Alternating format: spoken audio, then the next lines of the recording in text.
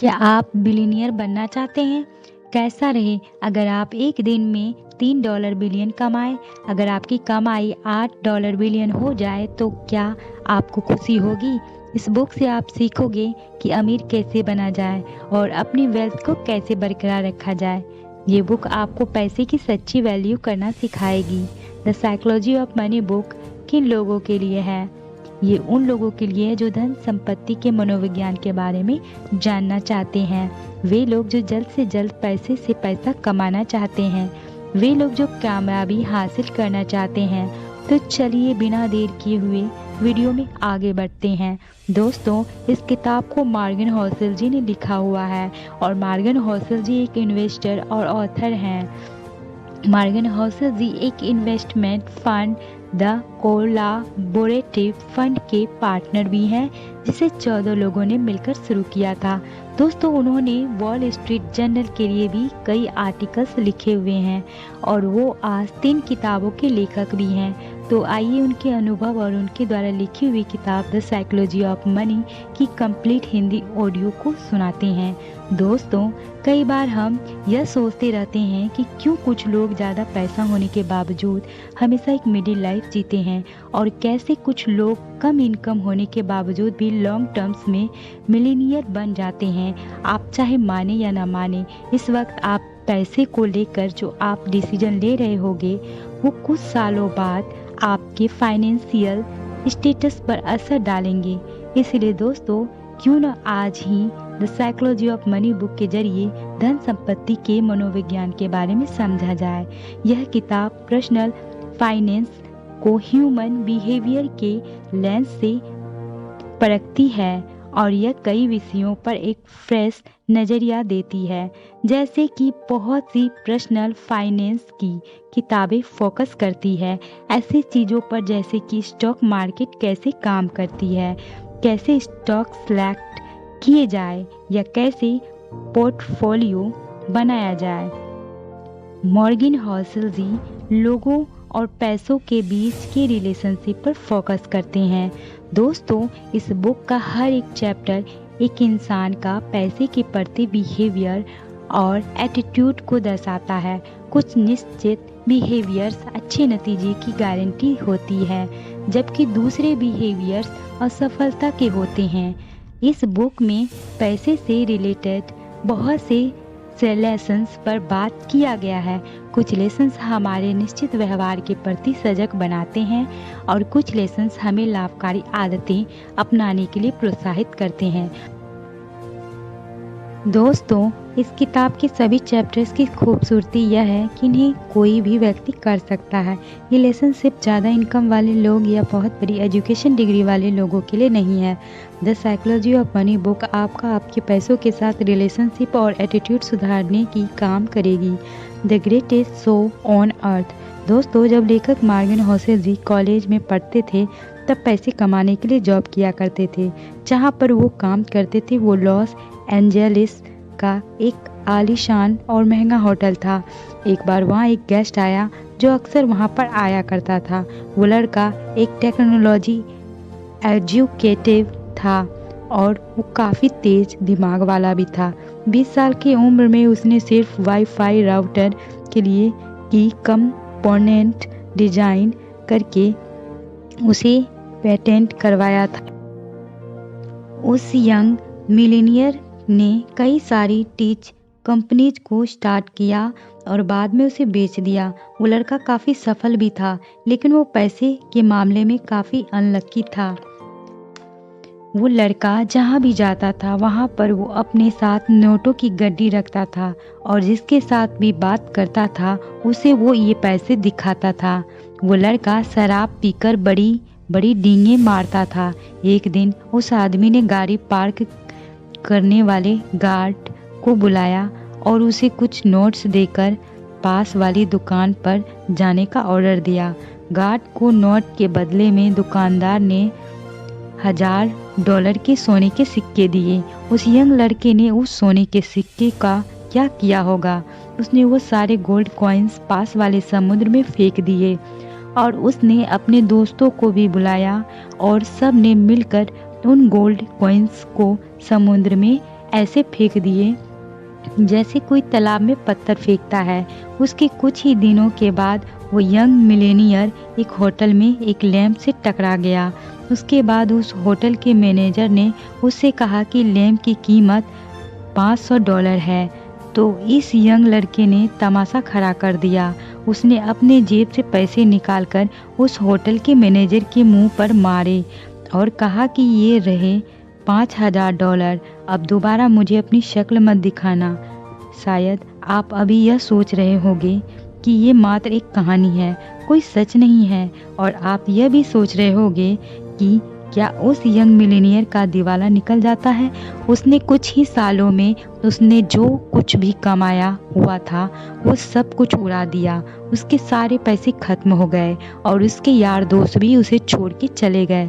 दोस्तों, देखा आपने, पैसे से आप सब कुछ खरीद सकते हैं लेकिन अच्छा व्यवहार नहीं खरीद सकते। चलिए एक और स्टोरी से इसे समझते हैं।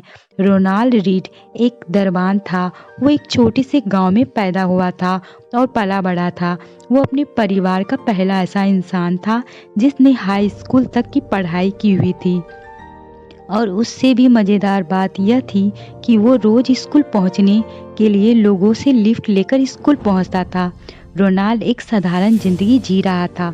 25 साल तक उसने एक गैस स्टेशन पर गाड़ियां रिपेयर करने का काम किया। उसने जैसी पन्हे में 20 सालों तक फ्लोर की सफाई का काम किया। उसके बाद 38 साल की उम्र में उसने 2 बेडरूम का घर खरीद लिया। उसने वो घर $12,000 में खरीद लिया था और अपनी पूरी जिंदगी उसी घर में ही गुजारी। रोनाल्ड रीड की शादी भी हुई लेकिन कोई बच्चा नहीं हुआ। जब वो 50 साल का हुआ तो उसकी वाइफ चल बसी। उसके पड़ोसी का कहना था कि रोनाल्ड की हॉबी लकड़ियां काटना था। जिस दिन रोनाल्ड ने न्यूज हेडलाइन बनाई वो दिन था उसकी मौत का। यह बात 2014 की थी। वो 92 साल का था और उसके पास $8 मिलियन थे। उसने $2 मिलियन अपने 2 सौतेले बच्चों के लिए छोड़े थे और $6 मिलियन एक हॉस्पिटल और एक बड़े लाइब्रेरी को डोनेट कर दिए थे। अगर आप विकिपीडिया पर रोनाल्ड रीड सर्च करेंगे तो उसमें आपको पता चलेगा कि वो एक चौकीदार, गैस स्टेशनर अटेंडेंट, इन्वेस्टर, समाजसेवक और मिलेनियर था। अब आपके मन में यह सवाल जरूर आया होगा कि कैसे हुआ। दोस्तों, इसमें कोई ट्रिक नहीं है। रोनाल्ड ने कोई भी लॉटरी नहीं जीती थी और ना ही उसे कोई खानदानी पैसा मिला हुआ था। रोनाल्ड सिर्फ अपना पैसा बचाकर ब्लू चिप स्टॉक्स और म्यूचुअल्स फंड में इन्वेस्ट कर रहा था। बस इतनी सी बात थी। वो एक एक पैसे को सेव करके उसे स्टॉक्स और म्यूचुअल्स फंड में निवेश करता था। यहाँ तक कि उसने कभी इंटरेस्ट भी निकाला नहीं था। उसने अपनी सेविंग्स को सालों साल तक कंपाउंड किया हुआ था और उसकी मौत तक उसके पास $8 मिलियन रकम जमा हुए थे। दोस्तों, क्या आप कंपाउंडिंग का कंसेप्ट जानते हैं? चलिए इसके बारे में बात करेंगे। उसके पहले मैं आपको एक रियल स्टोरी सुनाना चाहती हूँ। अब नज़र डालते हैं उस आदमी की ओर जो रोनाल्ड रीड से बिल्कुल हटकर था। उसका नाम रिच फ्यूज था। वो एक एग्जीक्यूटिव था और उसने हार्वर्ड से MBA किया हुआ था और वो 40 की उम्र में रिटायर्ड हो गया था। उसका अंडर 40 सक्सेसफुल पीपल के लिस्ट में उसका नाम भी शामिल था। बड़े शहर में 18,000 स्क्वायर फुट का एक बड़ा सा बंगला था जिसमें 2 स्विमिंग पूल, 2 लिफ्ट, 2 गैरेज और 11 बाथरूम थे। इस बंगले के मेंटेनेंस का खर्चा ही $90,000 पर मंथ का था। इसके मेंटेनेंस में रिचर्ड ने काफ़ी बड़ा उधार लिया हुआ था, लेकिन फिर उसकी किस्मत ने करवट बदली। यानी कि 2008 में फाइनेंशियल क्राइसिस आया और रिचर्ड रातों रात फुटपाथ पे आ गया। दोस्तों, इन दोनों यंग मिलेनियर्स यानी कि रोनाल्ड रीड और रिचर्ड जी की कहानी से हमने क्या सीखा? फाइनेंशियल सक्सेस कोई साइंस नहीं है, बल्कि फाइनेंस ही एक ऐसा फील्ड है जहाँ रोनाल्ड जी जैसे लोग भी सफलता हासिल कर सकते हैं। एक हम्बल एजुकेशन और एक्सपीरियंस वाला इंसान सर्जन, आर्किटेक्ट या इंजीनियर नहीं बन सकता, लेकिन फाइनेंस में रोनाल्ड रेड जैसा मामूली इंसान भी काफ़ी बढ़िया अचीवमेंट कर सकता है। फाइनेंशियल सक्सेस एक सॉफ्ट स्किल है जिसे कोई भी सीख सकता है। यह एक यूनिक फील्ड है जहां आपकी नॉलेज से ज़्यादा आप कैसे बिहेव करेंगे यह ज़्यादा मायने रखता है। फाइनेंस की फील्ड पैसे का मनोविज्ञान समझने का तरीका यह है कि आप चाहे जहां से भी हों या जैसे भी हों, पैसा आपका दिमाग बड़ा बनाता है। बस आपको ध्यान देने और अलर्ट रहने की ज़रूरत है। हर कोई अमीर बन सकता है, लेकिन हर कोई हम्बल नहीं होता। No one's crazy. दोस्तों, हम में से हर कोई लाइफ के एक छोटे से पार्ट को ही अनुभव कर पाता है। इस अनुभव के बेसिस पर ही हम ये सोचते हैं कि हमें यह पता है कि यह दुनिया किस तरह से काम करती है। लेकिन असल बात तो यह है कि लाइफ में हम जो भी अनुभव करते हैं वो हमारे सर्कमस्टांसेस और हमारी कंडीशनिंग्स और दूसरे कई फैक्टर्स पर डिपेंड करता है। उदाहरण के तौर पर, जो इंसान गरीबी में बड़ा हुआ वह रिस्क और रिवॉर्ड को लेकर उसकी सोच उस इंसान से अलग होगी जो अमीरी में पला बड़ा हुआ है। सन 2006 में national bureau of economic research ने पिछले 50 साल के डाटा को लेकर ये देखने के लिए ये स्टडी किया कि लोग किस बेस पर रिस्क लेते हैं। उन्होंने पाया कि किसी भी इंसान की रिस्क लेने की क्षमता उसकी पर्सनल हिस्ट्री पर डिपेंड करती है, न कि उसकी एजुकेशन और इंटेलिजेंस पर। हर इंसान का फाइनेंशियल डिसीजन अलग अलग होता है, जो पूरी तरह से सर्कमस्टांसेस और अनुभव पर डिपेंड करता है। लोग पैसे को लेकर कोई भी निर्णय अपने पास मौजूद इंफॉर्मेशंस के बेसिस पर ही लेते हैं। Luck and risk. दोस्तों, लक एंड रिस्क एक ही सिक्के के दो पहलू हैं। हमारी सफलता में लक का बहुत बड़ा रोल होता है और ये हमारी लाइफ को काफ़ी हद तक इम्पैक्ट भी करता है। उदाहरण के तौर पर 1968 में अमेरिका का एक लेक साइड स्कूल दुनिया के कुछ गिने चुने स्कूल्स में एक था जहां पर $3000 का कंप्यूटर था। उस साल दुनिया भर में तकरीबन 33 करोड़ बच्चे हाई स्कूल में पढ़ रहे थे, जिनमें से सिर्फ 300 बच्चे ही लेक साइड स्कूल में पढ़ रहे थे और बिल गेट्स उन्हीं में से एक थे। बिल गेट्स कहते हैं कि अगर वो लेक साइड स्कूल नहीं गए होते तो शायद माइक्रोसॉफ्ट भी नहीं होता। बिल गेट्स के साथ लेक साइड स्कूल में कैंटस इवान नाम का एक लड़का था जो बिल गेट्स का काफ़ी अच्छा दोस्त हुआ करता था और बिल गेट्स की तरह बहुत ही अच्छा कंप्यूटर स्टूडेंट भी था, जो कि फ्यूचर में माइक्रोसॉफ्ट जैसी बड़ी कंपनी को बना सकता था। लेकिन दुर्भाग्यवश उसकी एक एक्सीडेंट में मौत हो गई। यह बैड लक का एक उदाहरण है, क्योंकि हाई स्कूल में पढ़ रहे किसी बच्चे का माउंट एवरेस्ट के दौरान मारे जाने की पॉसिबिलिटी करोड़ों में से एक थी। इसी तरह आपका कोई इन्वेस्टमेंट फेल हो जाता है तो हो सकता है कि उसके पीछे का कारण आप नहीं बल्कि आपका लक हो सकता है। Never enough. गट वन गट और जोसेफ हेलर दोनों ही अमेरिकन लेखक थे। एक बार वो दोनों किसी बड़ी पार्टी में गए हुए थे। वहाँ कट ने जोसेफ जी को कहा कि इस पार्टी का जो होस्ट है वो एक फंड मैनेजर है और वो एक दिन में इतने पैसे जोसेफ अपनी जग प्रतिशत नॉवेल से भी आज तक नहीं कमा पाए। यह सुनकर जोसेफ जी ने कहा कि हाँ, ये सही है, लेकिन मेरे पास कुछ ऐसा है जो उसके पास कभी नहीं होगा, और वो है इनफ, यानी कि बहुत। दोस्तों, इंसानी दिमाग की प्रवृत्ति है कि यह हमेशा ज़्यादा की तलाश में रहता है, और चाहे हमारे पास जितना भी क्यों न हो, लेकिन फिर भी हम दूसरों को देखकर उनसे खुद को कंपेयर करते हैं और हमेशा ऐसी चीज़ें चाहते हैं जो दूसरे के पास है।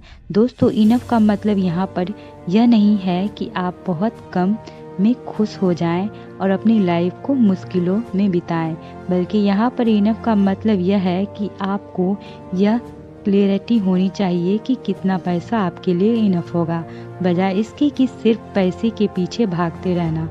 दोस्तों, कुछ ऐसी चीज़ें हैं जैसे कि reputation, freedom, family, friends, love और हैप्पीनेस आदि चीज़ें हैं जिन्हें छोड़कर सिर्फ पैसे कमाने के पीछे लगना मूर्खता है। Compounding, compounding.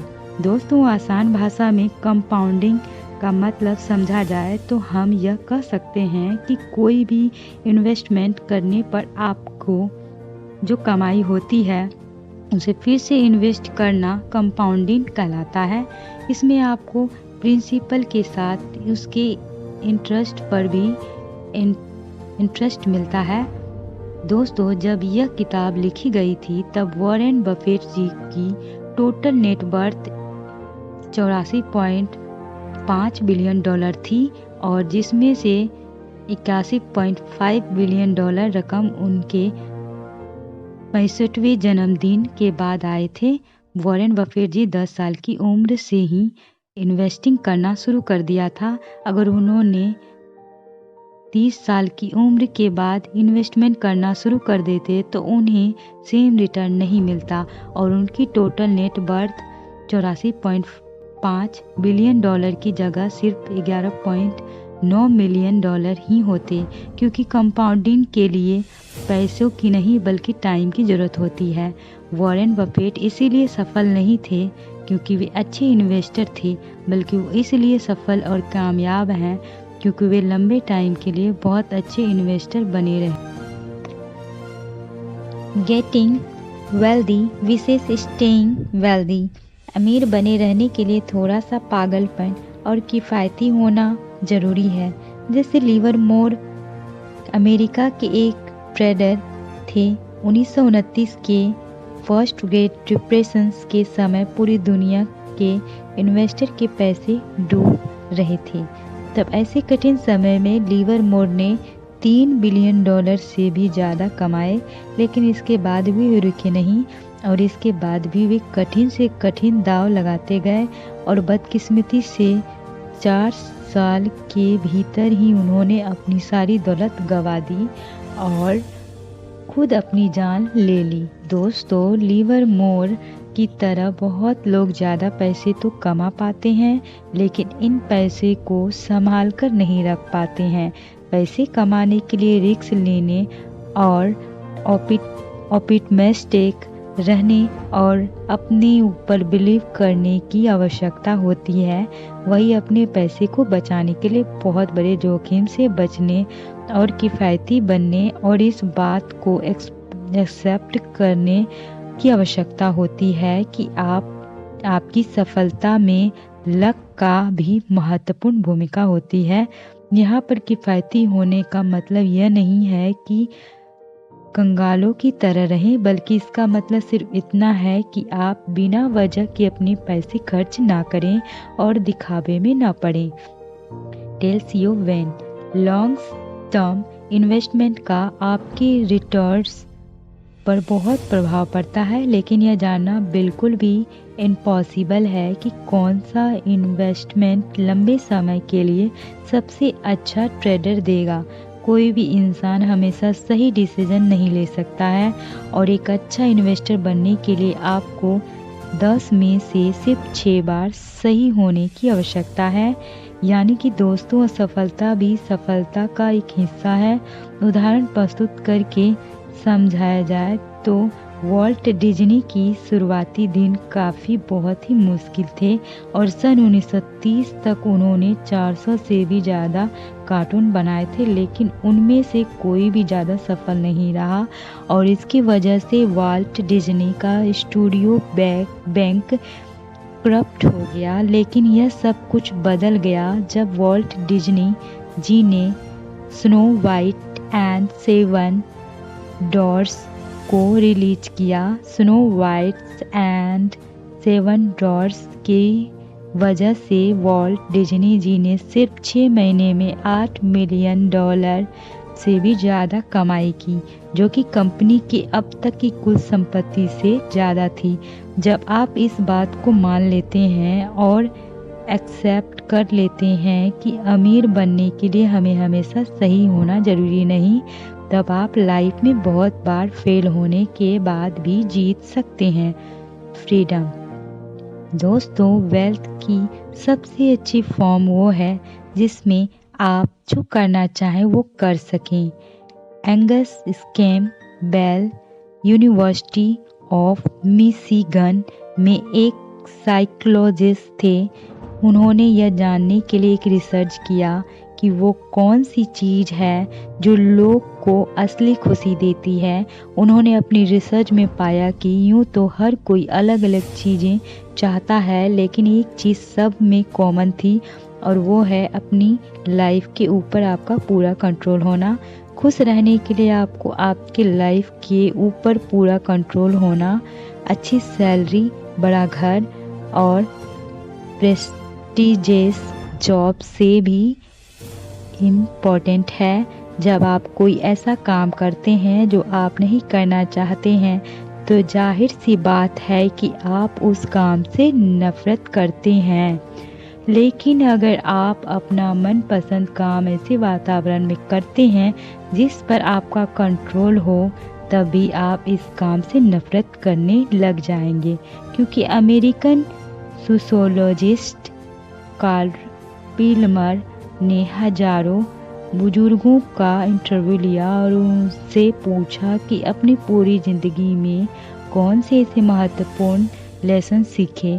उनमें से लगभग सभी ने हार्ड वर्क करने और ज़्यादा पैसे कमाने पर ज़्यादा जोर नहीं दिया, बल्कि उन्होंने अच्छे दोस्त बनाने और अपने परिवार के साथ क्वालिटी टाइम बिताने की बात कही। जब आप किसी को अच्छे से कार चलाते हुए देखते हैं तो आपके दिमाग में यह बातें नहीं आती कि वाह इस गाड़ी का ओनर कितना कूल है, बल्कि आपके दिमाग में सबसे पहले यह बात आती है कि काश ये गाड़ी मेरे पास होती तो लोग मुझे कितना कूल समझते।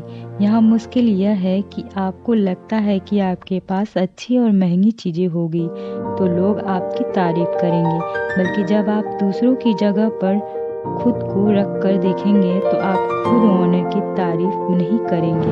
हम सभी इंसानों की ऐसी सोच होती है कि अगर हम अमीर होंगे तो लोग हमारी तारीफ करेंगे और हमें ज़्यादा पसंद करेंगे। लेकिन सच यह है कि दूसरे लोग आपको आपकी अमीरी के बेसिस पर आपको पसंद नहीं करते हैं, बल्कि आपकी अमीरी को एक बेंच मार्क बनाकर खुद ये सोचते हैं कि वो भी आपके जैसे अमीर होते तो लोग भी उनकी तारीफ करते और उन्हें ज़्यादा पसंद करते हैं। दोस्तों, विनम्रता और काइंडनेस और एम्पैथी ये ऐसी चीज़ें हैं जो वेल्थ के मुकाबले लोगों की नज़रों में आपको ज़्यादा पसंदीदा और ज़्यादा रिस्पेक्टेड बनाती है। Wealth is what you don't see. ज़्यादातर लोग जो महंगी और फैंसी कार चलाते हैं वे अमीर नहीं होते हैं, बल्कि वे ज़्यादातर अपना पैसा अपनी महंगी गाड़ी पर खर्च कर देते हैं। और एक महंगी कार यह बताती है कि ऐसे लोगों को पैसे की समझ बिल्कुल भी नहीं होती है। हम इंसान अक्सर बाहरी इंफॉर्मेशंस की बेसिस पर दूसरे लोगों की जज करते हैं, जैसे कि कोई कौन सी गाड़ी चलाता है और कैसे घर में रहता है और किस तरह के कपड़े पहनता है। लेकिन वास्तव में असली वेल्थ अदृश्य या अनसीएबल होती है। ये ऐसे स्टेटस होते हैं जिन्हें बाहरी दिखावटी चीज़ें में नहीं बदला रिच होना सिर्फ आपके करंट इनकम को दर्शाता है, वही वेल्दी होने का मतलब है आपकी करंट सेविंग्स और इन्वेस्टमेंट कितनी है, ताकि बाद में आप बिना किसी परेशानी के अपने पैसे खर्च कर सकें। अमीर होने का मतलब यह नहीं है कि आप वेल्दी हैं। अमीर दिखने की इच्छा के पीछे का सबसे बड़ा कारण यह भी है कि ऐसे रिच मॉडल्स को ढूंढना काफ़ी आसान है और वे आसानी से दिख भी जाते हैं। वहीं पर एक वेल्दी रोल मॉडल ढूंढना काफ़ी मुश्किल है, क्योंकि वेल्थ हमेशा छिपी रहती। सेव मनी, आपके खर्च करने के बाद बचे पैसों को जमा करना ही वेल्थ कहलाता है। वेल्थ को इकट्ठा करने के लिए आपको ज़्यादा इनकम की ज़रूरत नहीं है, बल्कि आपको हाई सेविंग की ज़रूरत है। आपकी वेल्थ की वैल्यू आपकी ज़रूरतों और इच्छा पर निर्भर करती है। दोस्तों, आपकी सेविंग्स आपकी इनकम और आपके ईगो के बीच का गैप है। आपकी सेविंग्स बचाने का सबसे अच्छा तरीका अपनी इनकम को बढ़ाना नहीं है, बल्कि अपनी विनम्रता को बढ़ाना है। अगर आप अपनी इच्छाओं को कम करेंगे तो आप कम खर्चा करेंगे। आप अपनी इच्छाओं को तभी कम कर सकते हैं जब आप इस बात पर ज़्यादा ध्यान ना दें कि लोग आपके बारे में क्या सोचते हैं। पैसा बचाने के लिए आपको किसी कारण की ज़रूरत नहीं है। बिना किसी गोल के सेविंग्स करना आपको लंबे समय तक फ्लेक्सिबिलिटी देता है और आपके पास हर चीज़ के लिए ज़्यादा ऑप्शंस होते हैं। फ्लेक्सिबिलिटी आपकी एक कैपेटिव एडवांटेज यानी कि फ़ायदा देता है, जिसका मतलब है आप किसी अच्छी जॉब का पेट कर सकते हैं या नई स्किल्स को सीखने के लिए टाइम निकाल सकते हैं। रीजनेबल रेशनल, आप एक रोबोट नहीं है, एक इंसान नहीं है, इसीलिए आपसे गलतियां होना आम बात है। आप पूरी तरह रेशनल होकर अपने फाइनेंशियल डिसीजन नहीं ले सकते हैं। आपको रेशनल से ज़्यादा रीजनेबल होने पर ज़्यादा ध्यान देना चाहिए और यह ज़्यादा रियलिस्टिक है और लॉन्ग टर्म में आपके अमीर बनने के चांसेस को भी बताता है। दोस्तों, अगर आपको हमारे द्वारा बनाया गया audio book the psychology of money आपके लिए उपयोगी साबित हुआ हो, तो आप हमारे चैनल में घंटी के आइकन पर क्लिक करके चैनल को सब्सक्राइब जरूर कीजिए, ताकि ऐसे ही इंस्पायरिंग वीडियो का नोटिफिकेशन सबसे पहले आपको मिल सके। आपका बहुमूल्य समय देने के लिए बहुत बहुत धन्यवाद।